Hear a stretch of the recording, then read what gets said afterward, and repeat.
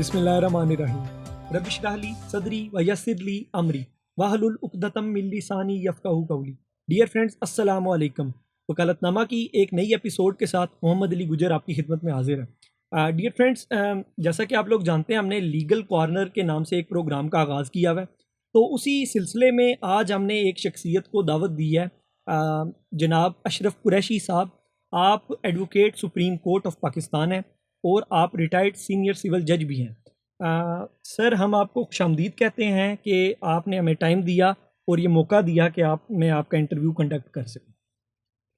तो sir, basically इस programme के अंदर मैं आपसे कुछ बेसिकली छोटे छोटे सवालात पूछूंगा ताकि हमारी ऑडियंस जो है वो मुस्तफ़ीद हो सके।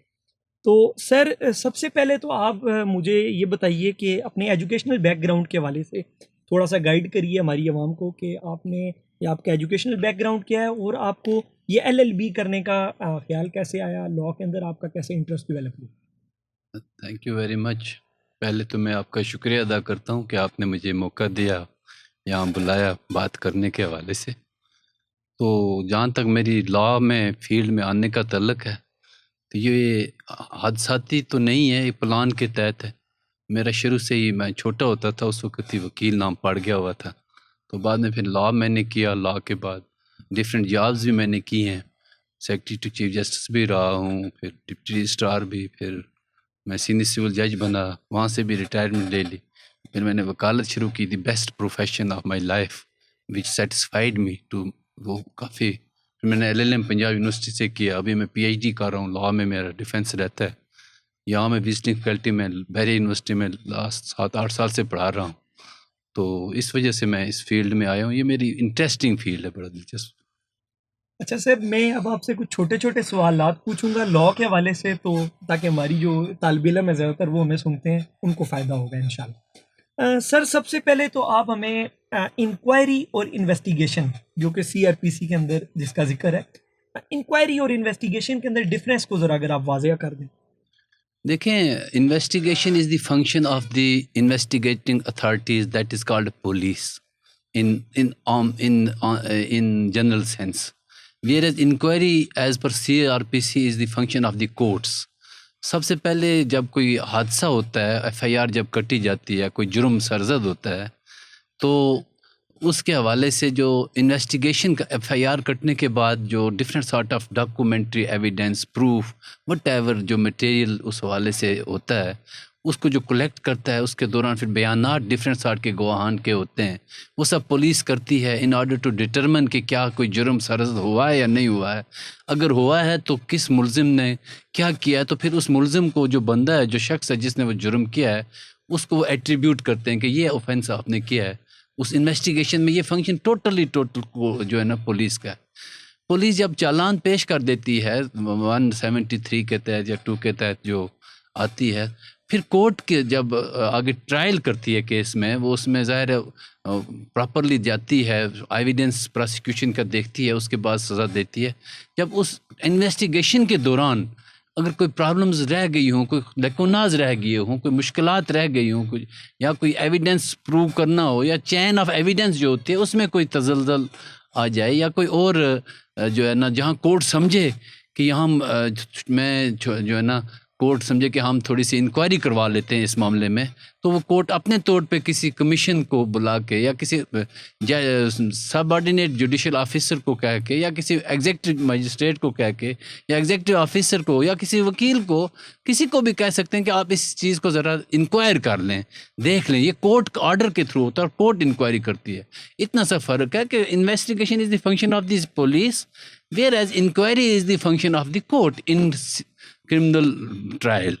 अच्छा सर, आपने चलान का जिक्र किया है, 173 के अंदर चलान का जिक्र हुआ है, तो सर वो वहाँ पे एक प्रोविजन में, उस 173 में शेल का अल्फाज इस्तेमाल है कि पुलिस बाउंड है कि वो 14 दिन के अंदर अंदर चलान सबमिट करवाए, नहीं तो वो 3 दिन का उनको एक ग्रेस पीरियड दिया जाता है कि आप 3 दिन और यानी 17 डेज के अंदर एक इंटरम चलान जमा करा दें। तो इसके अंदर क्या वजह है कि फिर भी हम देखते हैं कि चलान जो है वो टाइम पे सबमिट नहीं होता, और क्या ये भी एक वजह है कि जो आपका मुल्ज़म होता है उसका ट्रायल शुरू नहीं हो सकता? क्या ये बहुत सारी वजूहात में से एक, या ये वजह भी उनमें से एक है?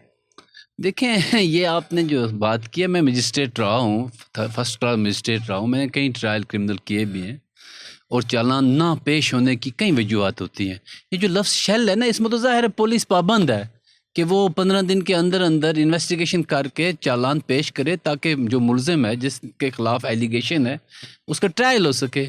لیکن as per circumstances of the society, as per need of the society, اور as per sources available to the police investigation یا ڈفرینٹ معاملات ہیں، اس وجہ سے چالان پیش کرنے میں، یا اس کو ہم اردو میں چالان کہتے ہیں، otherwise this is called police report as per that provision of the لا۔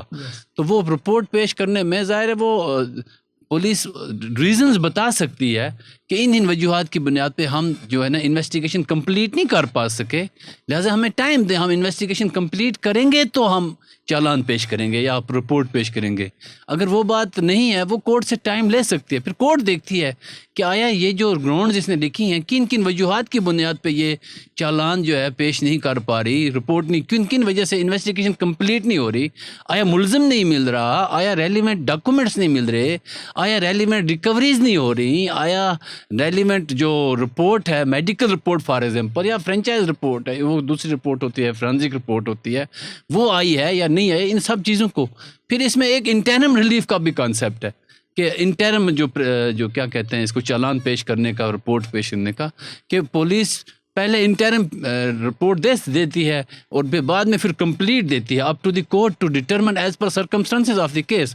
یہ جو کرمنل CRPC ہے نا، یہ کوڈ ہے ہی مجسٹریٹس یا انویسٹیگیشن آفیسرز کا، اس میں جو میں زیادہ لفظ استعمال ہوا ہے، تو وہ ایز پر سرکمسٹانسز دیکھتے ہیں، فیصلہ کرتے ہیں، اس کے مطابق یہ کام چلتا ہے۔ ادروائز اوور آل یہ ایڈمنسٹریٹو معاملات ہیں، ہمارے معاشرے کی کافی پرابلمز ہیں، وہ تو آپ دیکھ رہے ہیں۔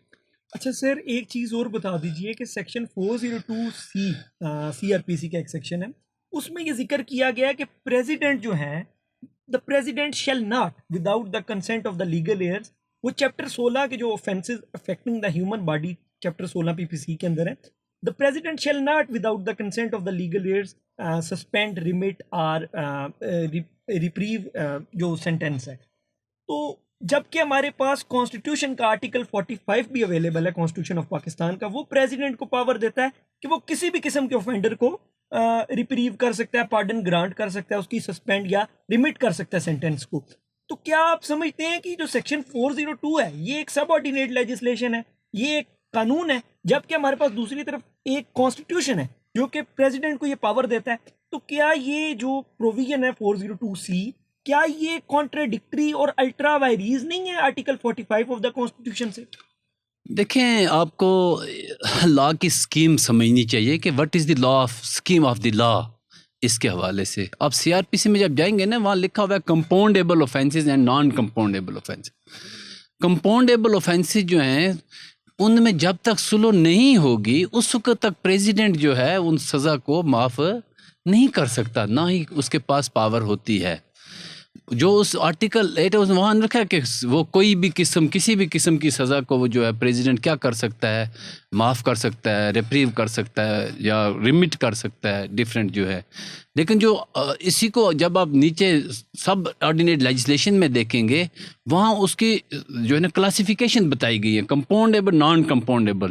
اب دونوں میں جب راضی نامہ ہو گیا، راضی نامہ کی بنیاد پہ تو بات نیچے ختم ہو گئی، لیکن اوپر جب پریزیڈنٹ کے پاس اختیار جو ہے وہ بعد سزا کا ہے کہ جب ٹرائل ہو گیا، سزا ہو گئی، سزا ہونے کے بعد اس کو کیا پریزیڈنٹ کر سکتا ہے معاف یا نہیں کر سکتا۔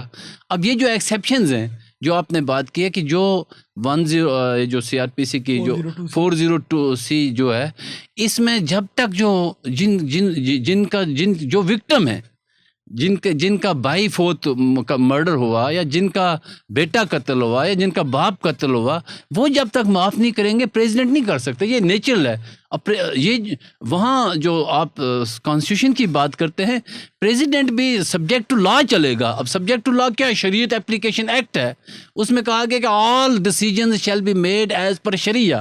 پریزیڈنٹ بھی بونڈ ہے اس شریعہ اپلیکیشن کے تحت، تو جب آپ شریعت اپلیکیشن ایکٹ کے مطابق نہیں اس کو چلیں گے، تو یہاں پریزیڈنٹ ایڈمنسٹریٹیولی ایکٹ کر رہا ہے، تو اس میں اس کے مطابق ہی وہ بھی شریعت کے مطابق ہی چلے گا، قرآن اور سنت کے مطابق ہی چلے گا، اپنے طور پہ وہ سزائیں معاف نہیں کر سکتا جس میں اللہ تعالیٰ نے جو ہے نا وارثین کو حق دیا ہے کہ جب تک وہ نہیں معاف کریں گے پریزیڈنٹ کیا کون ہوا معاف کرنے والا. یہ اصل فلاسفی ہے، اس کی جو لاجک ہے. سر 164 کی اسٹیٹمنٹ جو ہوتی ہے جس میں جو مجسٹریٹ صاحب ہیں وہ کنفیشن یا اسٹیٹمنٹ ریکارڈ کرتے ہیں، اس میں کیا یہ جو کورٹ میریجز ہوتی ہیں اور جو فیمیل جو ہوتی ہے اگر وہ کسی میل سے اپنی مرضی سے پسند سے شادی کر لیتی ہے، تو اس میں جو اسٹیٹمنٹ ریکارڈ کرائی جاتی ہے 164 کی اسٹیٹمنٹ، اس کے حوالے سے ذرا سا گائیڈ کریے. دیکھیں ہمیں as being a lawyer law student کے ناطے لا کے مطابق بات کرنی چاہیے. یہ کورٹ میرج شیرج کوئی کانسیپٹ نہیں ہے، نہ کوئی ایسا ہے. یہ ویسے ہی ہمارے وکلا یا بیچارے جو ان پڑھ بیچارے جنہوں نے لا نہیں پڑھا ہوتا وہ کہتے ہیں ہم نے کورٹ میں جا کے میرج کر لیا. کورٹ والی کوئی میرج شیرج نہیں ہوتی. یہ وہاں صرف 107 نقص امن کا دعویٰ ہوتا ہے یا اپلیکیشن ہوتی ہے، یا کوئی بھی بندہ یا کوئی بھی شخص کورٹ میں جا کے اپلیکیشن دے کے اپنے آپ کو پروٹیکشن آرڈر لے سکتا ہے کہ مجھے تحفظ دیا جائے. اس حوالے سے جو وہ خاتون جاتی ہے وہ وہاں وہ اپلیکیشن دیتی ہے اور اس بنیاد پہ وہ آرڈر لے لیتی ہے اپنے والدین کے اگینسٹ یا بہن بھائیوں کے اگینسٹ کہ مجھے ان سے خطرہ ہے، یہ مجھے مارنا چاہتے ہیں، میں اپنے جو ہے نا مرضی سے شادی کرنا چاہتی ہوں اور کر دی ہے تو لہٰذا مجھے تحفظ. اس بنیاد پہ وہ جو ہے نا اپلیکیشن ہوتی ہے اور کورٹ ان کو نوٹس جاری کر دیتی ہے تو وہاں سے اس کو تحفظ مل جاتا ہے. باقی باہر آ کے وہ اپنے طور پہ مولوی بیٹھتا ہے، آتا ہے نکاح خوان، وہ آپس میں بیٹھ کے ایجاب و قبول ہوتا ہے، گواہان ہوتے ہیں اور نکاح ہوتا ہے. وہاں کورٹ کا کوئی رول نہیں ہوتا، اس لیے اس کو کورٹ میرج کوئی نہیں کہتے. تو 164 کا بیان ظاہر ہے کوئی بھی استغاثہ آپ پرائیویٹ استغاثہ کریں گے تو اس میں ظاہر ہے CRPC ہی بیان کرتی ہے، بتاتی ہے کہ مجسٹریٹ 164 کا بیان لے گا پہلے اور پوچھے گا خاموشی سے، اور وہ بھی ایک پورا پروسیجر ہے مجسٹریٹ کے لیے کہ وہ کس طرح کن حالات میں کیسے 164 کا بیان جو ہے نا وہ کسی بھی شخص کا درج کرے گا، بیان قلم بند کرے گا. That is a procedure for that. Sir یہ میں نے خاص کر کے سوال اسی لیے پوچھا تھا یہ کورٹ میرج کا، کیونکہ یہ کنسیپٹ جو ہے بہت سارے جو ینگ وکلا ہیں ان میں بھی پایا جاتا ہے اور ہمارے یہ جو عوام ہے ان کے اندر بھی یہ کنسیپٹ پایا جاتا ہے کہ کورٹ میرج. تو میرے خیال سے اب جو ہے یہ بہتر طور پہ کلیئر ہو گیا. جی بالکل یہی ہے. تو سر ذرا سا آپ ہمیں جوڈیشل ریمانڈ کے حوالے سے بتائیے کہ یہ جوڈیشل ریمانڈ کیا چیز ہوتی ہے؟ دیکھیں ریمانڈ جو ہے نا دو قسم کے ہیں، ایک ہے جوڈیشل ریمانڈ اور دوسرا ہے فزیکل ریمانڈ. فزیکل ریمانڈ میں آپ جو ہے نا ملزم کو، جو پولیس ہوتی ہے وہ جب اریسٹ کرتی ہے FIR کٹنے کے بعد ملزم کو، تو ظاہر ہے اس نے تفتیش کرنی ہے، اس نے ریکوریز کرنی ہے، اس نے بیانات لینے ہیں، اس سے ڈفرینٹ چیزیں لینی ہے. تو وہ فزیکل بیان ریمانڈ لیتی ہے کورٹ سے. وہ کورٹ کی ڈسکریشن ہے، ظاہر ہے یہ زیادہ سے زیادہ 15 دن کے لیے ہوتا ہے، یہ 14 دن کا ہوتا ہے، اس سے زیادہ نہیں ہوتا. اس کے بعد پھر آپ جب اس دوران اس کی جو فزیکل ریمانڈ کے دوران تفتیش مکمل نہیں ہوئی، اس سے ریکوریز کو جو پولیس کو ضرورت تھی وہ بھی نہیں ہوئی، تو پھر کورٹ جو ہے نا وہ لا اسے کہتی ہے کہ اب آپ اس کو جوڈیشل ریمانڈ پہ بھی جائیں. جوڈیشل ریمانڈ میں جو ہے نا ملزم وہ تھانے میں نہیں رہتا، وہ جیل چلا جاتا ہے. جیل میں جا کے یا جیل سے ہی اس کی پھر مزید انویسٹیگیشن ہوتی ہے. وہاں پھر پولیس والے جو ہے نا اس کی انویسٹیگیشن کرتے ہیں، یا جو بھی چیزیں ریکور کرنی ہوں یا جو ہے نا انویسٹیگیشن مکمل کرنی ہوں وہ پھر وہاں سے کرتی ہے جوڈیشل ریمانڈ سے. سر پھر میں ذرا جو سمجھوں میں ایک چیز آپ سے کلیئر کرنا چاہتا ہوں کہ اس کا مطلب تو پھر یہ ہوا کہ آپ 15 دن تک کسی نہ کسی طرح خاموش رہیں اور پولیس جو آپ سے مطلب تفتیش کر رہی ہے اس کو مطلب جیلیں، بے شک وہ آپ کی جو انویسٹیگیشن جیسے بھی آپ سے ریمانڈ میں جو بھی، تو 15 دن آپ اگر مطلب ہے مینیج کر لیتے ہیں تو پھر آپ جوڈیشل ریمانڈ میں جیل چلے جائیں گے تو وہاں پہ تو مار بھی نہیں پڑے گی. تو بہتر ہے کہ پھر 15 دن آپ اگر مینیج کر لیں تو کو بچنے کی صورتحال بن سکتی ہے. دیکھیں مار کا کوئی تصور نہیں ہے لا میں کہ پولیس آپ کو مارے یا یہ کرے. There are different skills for the police to interrogate into the matter, دیکھے کیسے کس طرح. تو وہ ظاہر ہے وہ پریشر میں ڈالتی ہے، مختلف طریقے اپناتی ہے تاکہ وہ in order to go to the relevant truth کہ سچائی کیا، حقیقت کیا ہے، کیا جرم ہوا ہے، کس نے کیا، کیسے کیا ہے. تو وہاں آپ بے شک وہ پولیس کو آپ قید ہی میں جوڈیشل جب آپ جائیں گے اس وقت بھی آپ قید میں ہیں، اور پہلے جو ہے نا فزیکل ریمانڈ پہ ہیں اس وقت بھی آپ قید میں ہی ہیں.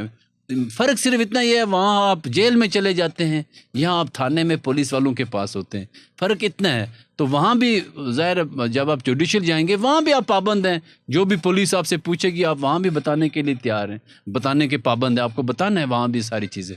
تو باقی جو فزیکل مارنا ہے یا کرنا ہے یہ ہمارے معاشرے کا جو ہے نا وہ تھوڑا بدنصیبی ہے, اتنا جو ہے نا ہے کسی حد تک, لیکن اتنا نہیں ہے جس طرح یہ ہماری پولیس کرتی ہے. اچھا سر, میں آپ سے ایک آخری سوال پوچھوں گا کہ ٹرائل ان ایبسینشیا کا ایک کنسیپٹ ہے, یہ ذرا واضح کریے. دیکھیں نا, ایبسینٹ سے ایبسینشیا, ٹرائل ان, جب ملزم جو ہے اب 512 ہے, 514 سیکشنز ہیں, جب ایف آئی آر کٹی, ملزم کے لیے چھاپے پڑے, ملزم ملا ہی نہیں, غائب ہو گیا, تو پھر پولیس جو ہے اپنے طور پہ انویسٹیگیشن کرتی ہے.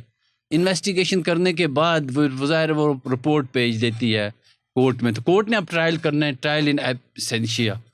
پولیس کے پاس بھی اختیار ہے کہ وہ انویسٹیگیشن روک دے, 512 کر دے, 512 کی جو ہے نا اشتہار دے دے.